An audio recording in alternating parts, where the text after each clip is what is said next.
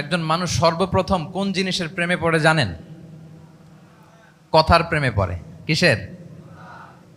কথার প্রেমে পড়ে। কথার ধরন, কণ্ঠস্বর, তার অ্যাটিটিউড, তার শব্দের জাদু, এটা মানুষের হৃদয়কে জয় করে ফেলে। আল্লাহ রাসূল সাল্লাল্লাহু আলাইহি ওয়া আলিহি ওয়াসাল্লাম তিনি নিজেও বলেছেন, ওয়া ইন্না মিনাল বায়ানি লা সিহরা, কিছু কিছু বক্তব্যের মধ্যে জাদু আছে।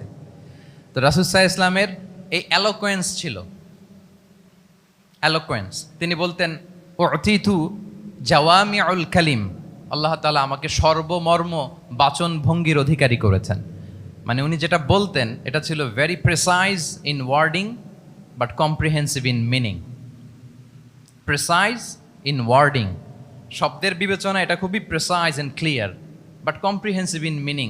এটার যে দোতনা, এটার যে appeal to the heart of the people, to the heart of the listener, এটা অসাধারণ, মানুষের হৃদয়কে জয় করে ফেলতো। আল্লাহু আকবার। তাহলে নেতা হইতে হইলে তার কমিউনিকেশন স্কিল লাগবে, কি বলেন? লাগবে? এখন নেতা আসছে, উনি বক্তব্য করতে পারতেছে না, তাহলে কি নেতা হইতে পারবে? পারবে না। তাহলে পাবলিক স্পিকিং, কমিউনিকেশন স্কিল, এটা ইটস এ মাস্ট, এটা নেতার লাগবে। যেমনটি রাসূলুল্লাহ সাল্লাল্লাহু আলাইহি ওয়া আলিহি ওয়াসাল্লামের ছিল। উনি সর্বমর্ম বাচন ভঙ্গির অধিকারী ছিলেন। বলতেন কম, কিন্তু এটার অ্যাপিল ছিল অনেক বেশি, এটার ব্যাখ্যা হয়ে যেত অনেক।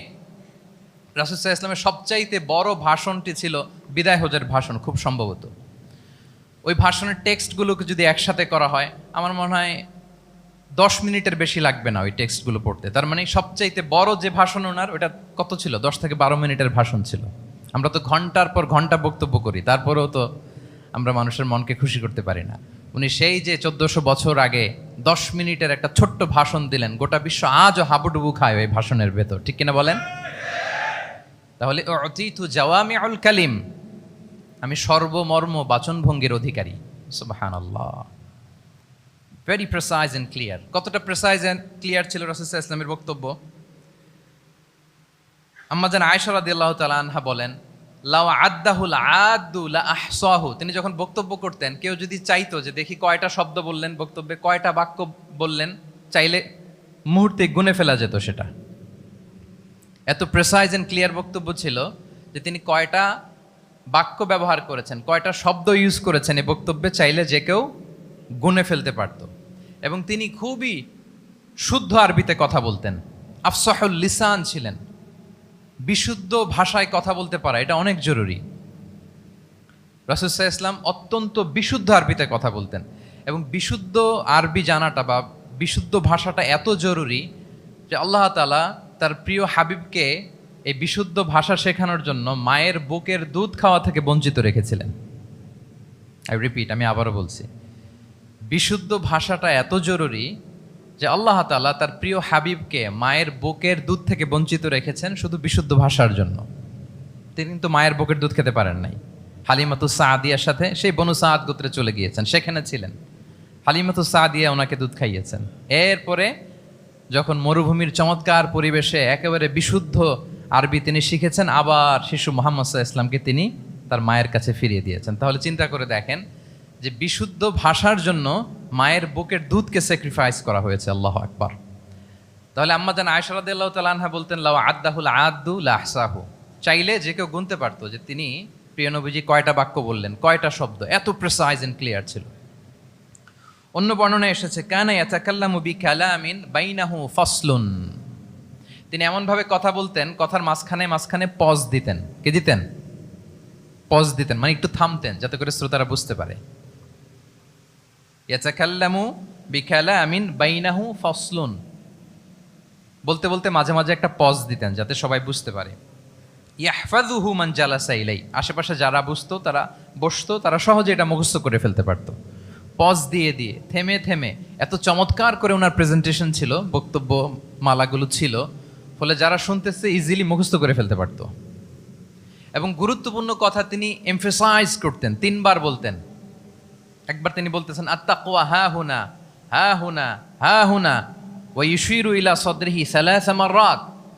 তাকওয়াকে তিনি এখানে রেফার করেছেন।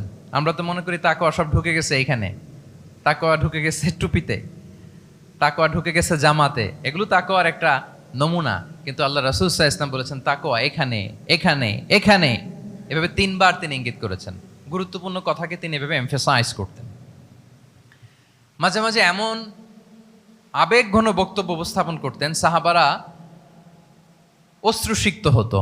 ওয়াজিলাত মিনহাল কুলুব যারাফাত মিনহাল উয়ুন, সাহাবারা বলতেন যে আমরা অশ্রুসিক্ত হতাম, আমাদের হৃদয় বিগলিত হতো। এত চমৎকার মর্মস্পর্শী বক্তব্য তিনি করতেন। এটা প্রেক্ষাপটের আলোকে। আবার যুদ্ধের ময়দানে যখন কমান্ড করতেন তখন আলা সৌতু ওয়াস্তাদ্দা গদাবু, তিনি রেগে যেতেন, উঁচু কণ্ঠে তিনি কথা বলতেন, মনে হচ্ছে একজন সেনাবাহিনীর কমান্ডার তার ব্যাটালিয়নকে কমান্ড করছেন। আল্লাহু আকবার। তাহলে বক্তব্যের যত দিক হতে পারে, স্লো মোশনে, খুব তেজস্বী বক্তব্য, খুব জ্বালাময়ী বক্তব্য, আবার মর্মস্পর্শী বক্তব্য, সব ধরনের বক্তব্য তিনি করতেন। সুবহানাল্লাহ। তাহলে অ্যালোকোয়েন্স, 2 নাম্বার হচ্ছে অ্যালোকোয়েন্স। কম্পিটেন্সের খুব গুরুত্বপূর্ণ একটা অংশ হচ্ছে অ্যালোকোয়েন্স, বাগ্মিতা। এটা একজন নেতার থাকা চাই। কি বলেন? একজন নেতার এরকম বক্তব্য দিতে জানতে হবে না? আল্লাহ রাসূল সাল্লাল্লাহু আলাইহি ওয়া আলিহি ওয়াসাল্লাম তিনি ঠিক এইভাবে বক্তব্য করতেন। মাঝে মাঝে তিনি ইমোশনাল ইন্টেলিজেন্স ইউজ করতেন, মানে আবেগ অনুভূতিকে নাড়িয়ে দিয়ে শ্রোতাকে প্রভাবিত করে ফেলা। স্পিরিচুয়াল ইন্টেলিজেন্স বা ইমোশনাল ইন্টেলিজেন্স তিনি বক্তব্যের মধ্যে ব্যবহার করতেন। এমনভাবে তিনি নাসিহাত করতেন, এমনভাবে কথা বলতেন, মানুষের আবেগ অনুভূতিকে তিনি নাড়িয়ে দিতেন। আল্লাহু আকবার। ছোট্ট একটা উদাহরণ এখানে আমি হাজির করি। আপনারা হুনাইনের যুদ্ধের কথা নিশ্চয়ই শুনেছেন। কত হিজরিতে হয়েছিল? হ্যাঁ, আজকে তো অনেক পুরস্কার বিজয়ীদেরকে দেখলাম আমরা, মাশাআল্লাহ। কত? 8ম হিজরি। তার মানে মক্কা বিজয়ের ইমিডিয়েট পরেই, কয়েক সপ্তাহ পরেই তো হুনাইনের যুদ্ধ হয়েছিল। তো এই হুনাইনের যুদ্ধে অনেক ওয়ার বুটিজ মুসলমানদের করতলগত হয়েছিল, মানে অনেক গানিমাত, অনেক সম্পদ ওনারা যুদ্ধ শেষে যুদ্ধলব্ধ সম্পদ হিসেবে পেয়েছিলেন। 24,000 উট। কত উট? 24,000 উট, প্রায় 40,000 ভেড়া। এত পরিমাণ গনিমত যখন রাসূল সাল্লাল্লাহু আলাইহি ওয়াসাল্লাম পেলেন, তিনি এগুলো বন্টন করতে শুরু করলেন। কিন্তু রাসূল সাল্লাল্লাহু আলাইহি ওয়াসাল্লাম তিনি বন্টন করতে যে আনসারি সাহাবীদেরকে, অর্থাৎ মদিনার যে সাহাবারা, তাদেরকে কিছুই দিলেন না, বরং তিনি মক্কার সাহাবাদেরকে দিলেন, অন্যান্য গোত্রের লোকদেরকে দিলেন, আশেপাশের সবাইকে দিলেন, কিন্তু দিলেন না কাদেরকে? আনসারি সাহাবীদেরকে। ফলে এত বিশাল ওয়ার বুটিজ, এর মধ্যে থেকে কিছুই আনসারিরা পেল না। ওনাদের মধ্যে ক্ষোভের জন্ম নিল, ওনাদের মধ্যে একটু অসন্তোষ তৈরি হলো, ক্ষোভের জন্ম হলো, এবং ক্ষোভ থেকে ওনারা সমালোচনা করতে আরম্ভ করলেন আল্লাহ রাসূল সাল্লাল্লাহু আলাইহি ওয়াসাল্লামের। এবং সমালোচনা করতে করতে এটা এমন পর্যায়ে চলে গেল, এক পর্যায়ে তারা বলতে আরম্ভ করলো যে আমরা ওনার জন্য জান দিলাম, জীবন দিলাম, আজকে উনি এত সম্পদ পেয়ে সব নিজ এলাকার লোকদের মাঝে বন্টন করে দিল, এটা কি ঠিক করলো উনি? আল্লাহ তাআলা আল্লাহর নবীকে ক্ষমা করুক, আল্লাহ তার রাসূলকে ক্ষমা করুক। মানে কেমন যেন রাসূল একটা ভুল করে ফেলছেন, রাসূল সাল্লাল্লাহু আলাইহি ওয়াসাল্লাম ওনাদেরকে দিতে বাধ্য ছিলেন, এটা যেহেতু দেন নাই, আল্লাহ তার রাসূলকে ক্ষমা করুক, এরকম একটা কথা তারা বলে ফেললেন। তো এটা তো অনেক বড় কথা। আল্লাহ রাসূল সাল্লাল্লাহু আলাইহি ওয়া আলিহি ওয়াসাল্লাম যখন এই কথা শুনলেন, তখন তিনি আনসারি সাহাবীদেরকে জড়ো করে একটা গেট টুগেদার করে এমন ইমোশনালি ওনাদেরকে কাবু করলেন, ইমোশনাল ইন্টেলিজেন্স ইউজ করলেন। এখানে তারা এসেছিল ক্ষোভ নিয়ে, অসন্তোষ নিয়ে, পরে সবাই কান্না করে রাসূল সাল্লাল্লাহু আলাইহি ওয়াসাল্লামের কাছে ক্ষমা চেয়ে সেই মজলিস থেকে উঠতে বাধ্য হয়েছে। তিনি সবাইকে ডেকে বললেন, ইয়া মা'আশারাল আনসার, আলাম আতিকুম দুল্লালান ফাহাদাকুমুল্লাহ ওয়া আলাতান ফাআগনাকুমুল্লাহ ওয়া আ'দাআন ফাআল্লাফাল্লাহু বাইনা কুলুবিকুম। চমৎকার চমৎকার এক্সপ্রেশন, যে ওহে আনসাররা, আমি কি তোমাদেরকে পথভ্রষ্ট পাইনি, পথহারা পাইনি? আমার ওসিলায় তোমরা হেদায়েতের দেখা পেয়েছো। আমি কি তোমাদেরকে নিঃস্ব পাইনি? আমার ওসিলায় তোমরা সমৃদ্ধ হয়েছো, সম্পদশালী হয়েছো। আমি কি তোমাদেরকে যুদ্ধরত অবস্থায় পাইনি? আউস খাজরাজ তোমরা তো ফাইট করতেছিলে ইচ আদার, আমি যে তোমাদের মধ্যে সম্প্রীতি আর ভালোবাসার মেলবন্ধনে তোমাদেরকে একত্রিত করে দিলাম। আওয়াজাতুম ফি আনফুসিকুম ফি লুআআতিম মিনাদ দুনিয়া, আর দুনিয়ার সামান্য কিছু জিনিসের কারণে তোমরা মনে কষ্ট পাচ্ছ, যেটা দিয়ে আমি কিছু মুসলিমদের হৃদয়কে আকৃষ্ট করছিলাম। তা আল্লাফতু বিহা কওমান লিউসলিমু ও ওয়াকালতুকুম ইলা ইসলামিকুম, আমি কিছু মুসলিমদেরকে এগুলো দিয়ে তাদের হৃদয়টাকে ইসলামের প্রতি আরো অ্যাট্রাক্টেড করতেছিলাম। আর তোমাদেরকে তোমাদের ইসলামের উপরই আমি ছেড়ে দিয়েছি। আমি জানি আমার আনসাররা তাদের হৃদয়ে যে ইসলাম আছে এটাই তাদের জন্য যথেষ্ট। আমা তারদাউনা আইয়াযহাবান নাসু বিশ-শাতি ওয়াল বাঈর ওয়া তারজিউনা বিরাসূলিল্লাহি ফি রিহালিকুম। Won't you be happy that people go back to their country with sheep and camel and you go back to your country with Rasulullah? Allahu Akbar। তোমরা কি এতে খুশি হবে না মানুষ উট আর ভেড়া নিয়ে তাদের এলাকায় ফিরবে আর তোমরা আল্লাহর রাসূলকে নিয়ে তোমাদের এলাকায় ফিরবে? এরকম একটার পর একটা ইমোশনালি রাসূল সাল্লাল্লাহু আলাইহি ওয়াসাল্লাম যখন আনসার সাহাবীদেরকে কাবু করতে লাগলেন, ওনারা এমনভাবে কান্নার রোল জুড়ে দিল, এমনভাবে অনুতপ্ত হলো, কাঁদতে শুরু করলো। পরে এরা বলতে আরম্ভ করলো, আমি তো 2-1 বাক্য বললাম, লম্বা চূড়া মন মাতানো বক্তব্য, হৃদয়স্পর্শী বক্তব্য। তারা বললো, ইয়া রাসূলুল্লাহ, আমরা শুধু আপনাকে পেয়েই খুশি। রাসূল সাল্লাল্লাহু আলাইহি ওয়াসাল্লাম বলেন, গোটা বিশ্বের মানুষ যদি এই পথ ধরে আর আনসারীরা যদি এই পথ ধরে, আমি এই পথ ছেড়ে দিয়ে আনসারীদের পথে হাঁটবো। আল্লাহ তুমি আনসারদের ক্ষমা করো, তাদের সন্তানদের ক্ষমা করো, তাদের নাতিদেরকে ক্ষমা করো। এভাবে মর্মস্পর্শী বক্তব্য যখন ইমোশনাল ইন্টেলিজেন্স দিয়ে যখন রাসূল সাল্লাল্লাহু আলাইহি ওয়াসাল্লাম বললেন, সব আনসারী সাহাবারা কাঁদতে আরম্ভ করলেন। সবাই ফাবাকাল কওমু হাত্তা আখদালু লুহাহুম, তাদের প্রত্যেকের দাড়ি ভিজে গেল, এমন কান্না জুড়ে দিল। আল্লাহু আকবার। তাহলে এটা ছিল রাসূল সাল্লাল্লাহু আলাইহি ওয়াসাল্লামের বক্তব্যের মাধ্যমে শ্রোতাদের মাঝখানে প্রভাব সৃষ্টি করার ক্ষমতা। চিন্তা করতে পারেন, হৃদয় কেঁপে ওঠে না এই কথা শুনলে? Won't you be happy people go back to their home with sheep and camel and you take the messenger of Allah with you? মানুষ ছাগল ভেড়া নিয়ে ফিরতেছে, তোমরা তো আল্লাহর নবীকে নিয়ে ঘরে ফিরতেছো। আল্লাহু আকবার। তাহলে এই কম্পিটেন্সটা লাগে একজন নেতার, তিনি এরকম মর্মস্পর্শী বক্তব্য দিতে জানতে হবে। কি বলেন? এটা দরকার আছে না?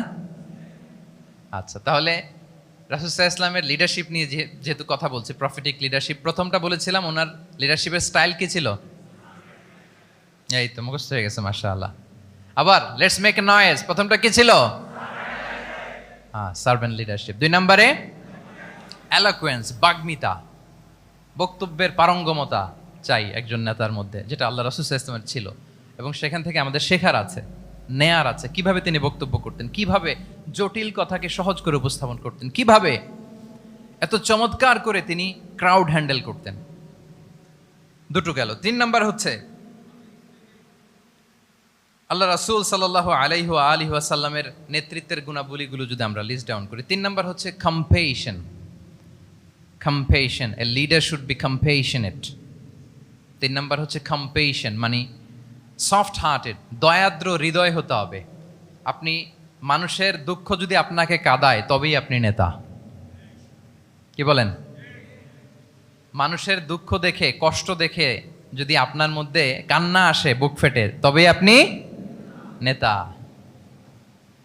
তাহলে দয়াদ্র হতে হয় নেতাকে, তাকে দয়ালু হতে হয়, কম্পেশনেট হতে হয়, দয়াদ্র হৃদয়ের হতে হয়। আমরা আল্লাহ রাসূল সাল্লাল্লাহু আলাইহি ওয়াসাল্লামের দিকে যদি তাকাই, ওনার তো একটা উপাধিই হচ্ছে রাহমাতাল লিল আলামিন। আল্লাহ রাসূল সাল্লাল্লাহু আলাইহি ওয়াসাল্লামের উপাধি কি?